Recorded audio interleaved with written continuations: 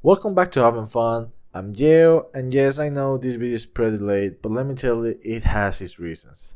Now, those are days I told you everyone that I've been moving on, changing to a place and everything, and yes, at least it should have been something like a short video and everything. I did uh, post that in my YouTube profile and everything. Well, not that everyone see it. Well, I cannot blame them because not everyone is free these days. We are all busy. Now, the video of today that I want to bring you is all about me starting a combat patrol paint job with using an airbrush to minimize the time amount of pressure to paint each one of the miniatures. Because let me tell you, if you're trying to cover up a lot of miniatures in one sole day, if they are like, for example, a kind of miniatures that are really difficult to paint, let me tell you, they're not as easy as you think that they are. Because one of the things that you're gonna be actually having a problem is that, first things first, the covering is going to be your first problem. And here I am actually doing some backup about that, of me covering up all the miniatures by just giving them priming, putting them together in a base. That's actually not a standardized base used for miniatures painting. That's used for gunplas or to organize their runners. And let me tell you, with that thing in my studio, I will actually say I'm not using it for gunplas runners, because I actually don't like to have all those ways of like in order and everything and then find it. And one of the problems is it doesn't fit. That's one other thing, but it comes in handy when I'm trying to primer all the miniatures of the combat patrol. Here it is, me covering it up, and well, just saying to you, showing to you how it's done by putting double side tape on the base bottom of it, and then put the miniatures, each one of them, on top. And then I'm going outside on my well ventilated area and go there and begin to prime my miniatures. Remember, primer is a contaminated not friendly eco environment product, so you need to be watchful for your health too and those that are around you. So remember to cover yourself with the protections required before handling those materials. Remember guys, before you start even priming your miniatures or painting them, as a recommendation, if you are using lacquer products or other kinds of painting stuff, try to see from their warning emboulture from the back side of each one of the paints a warning decal that it shows if it's a contaminating like product, or if it's a friendly environmental product. If it's a contaminantal product, remember to use and always wear, if you're gonna be handling chemical sprays, use your gloves.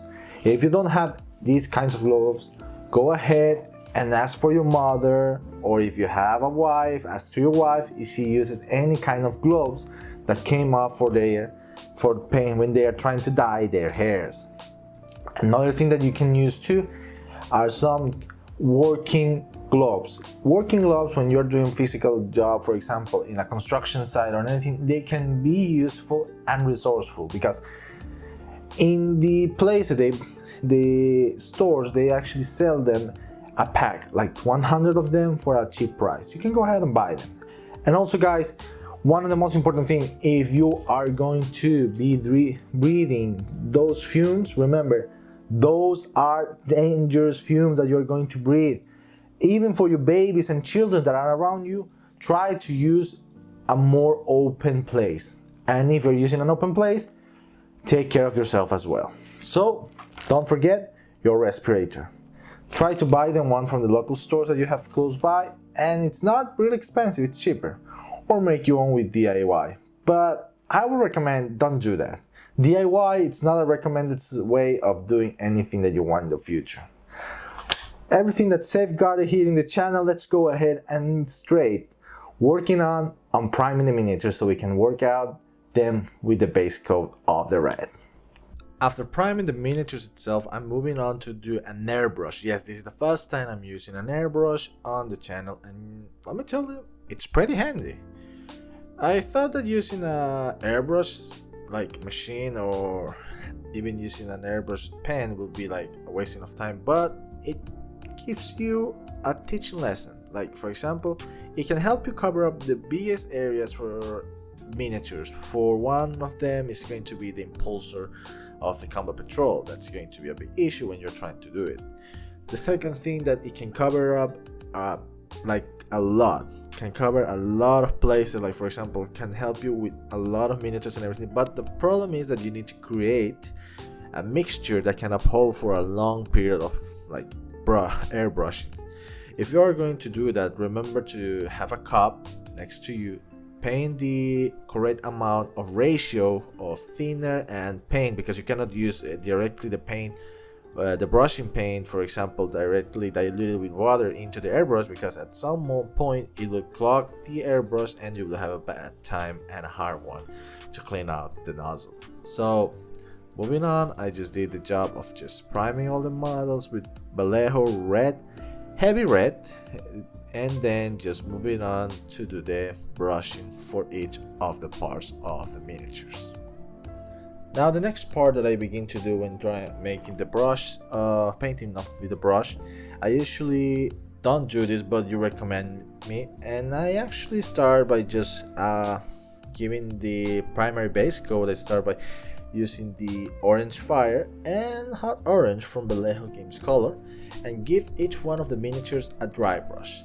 As starters, and those who don't know, dry brushing your miniatures will actually highlight those areas that you will need to pop out during the process of making these miniatures look awesome. If you're not doing a highlighting of those areas that you want to be looking amazingly, then you're just gonna be wasting time in the end. That's one of the words I say in my oldest videos. But right now, I do see that I have been learning some new experience from other people like you, and let me tell you, it is a good one for me, because I learned how to handle each one of the brushes, the way of the brush in the miniatures itself. The next thing I do is actually grab my heavy charcoal that is a resemblance from a black color from Games Color, but it's like a grayish and black at the same time. So what I do is actually pick that color, put it in my wet palette, and yes, begin to brush the areas that are actually the joint parts and the crest, Aquila crest of the torso or thorax part of the miniatures. Another thing that I do with this color too, to begin to like resemblance to the Blood Angels, is I do paint the skulls, some of them, not every skull, in the miniatures, and also the impulsor, because the impulsor has a lot of skull, like 1, 2, 3, that amount, and each one of the other miniatures have like, you know, enough. That I wouldn't even forget the pouch backs and the holsters for the weapons. Remember to apply it to the weapons casings of each one of the models as well as a chainsword. Now what I do here is I actually grab the gunmetal from Vallejo Game Colors and I give it a good shake. Remember to shake your colors before you apply them over the miniatures.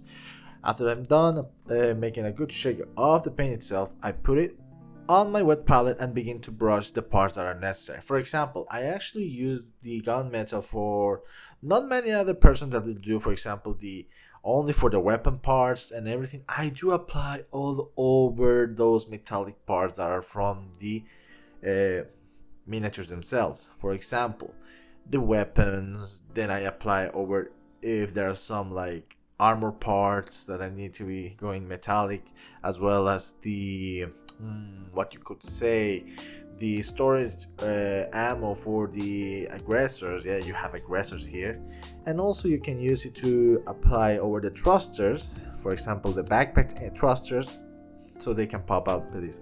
I do not apply directly other colors because I will use a more lighter or more bright color to make the highlights over those areas. So I do apply it as a base coat, and then if I do some wrong mistake or big one, I do just leave it to the end for fixing it later.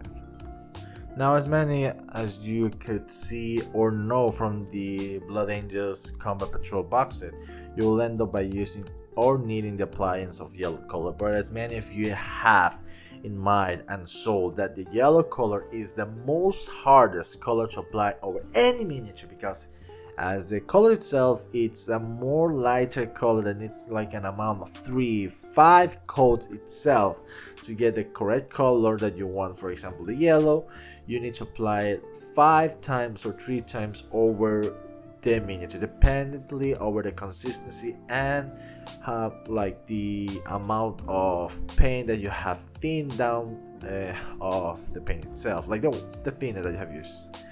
And well, I actually don't like to use like that, the directly from the paint itself. I do like to use from the more old style. Like first apply a more lighter color, then apply it over the color itself. For example, I use a warm gray color that is from Vallejo game color itself.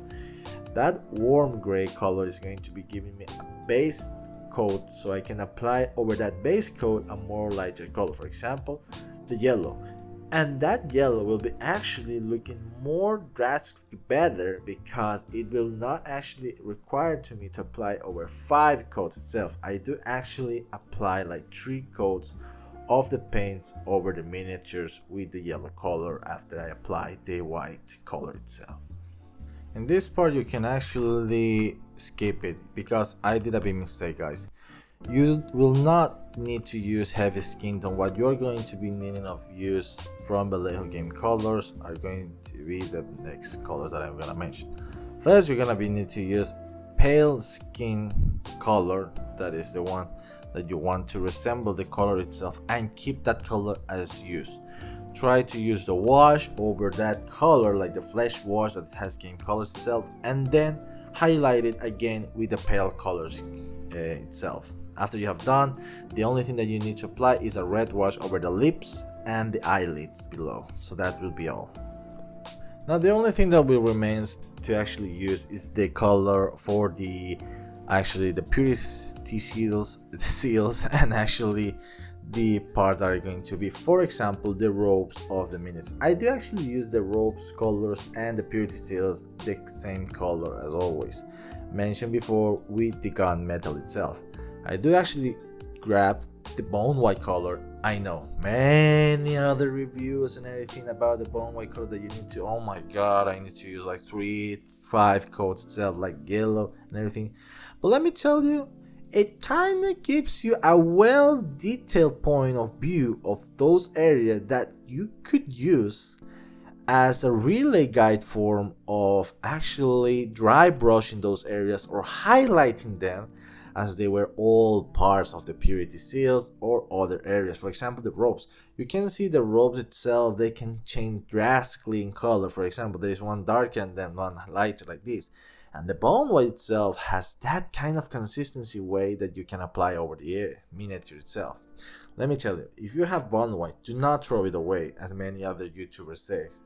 Try using it and you will see that there are some areas that will be like lighter, like less applied of color, and another that will be fully applied of color, and that will give you a great waving light of colors over those areas. And let me tell you, it will be handy when you're doing your hard wash with bone white. Now nearly close to the end, you're gonna be using charred brown as going to be the color itself to be applied over the belts parts. For example, I know that the belts should be black color itself, but let me tell you, some of the belts itself, they can be going with a dark black, darker brown, and let me tell you, it will give that kind of look of old style after you do an appliance of highlighting over those areas.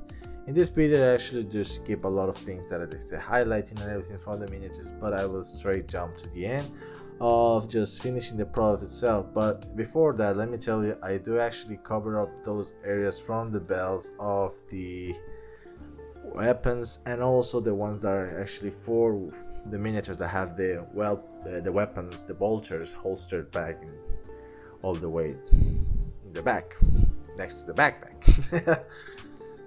The next color that I'm gonna be using is a heavy dark green, and this color is from from Vallejo's Games Color.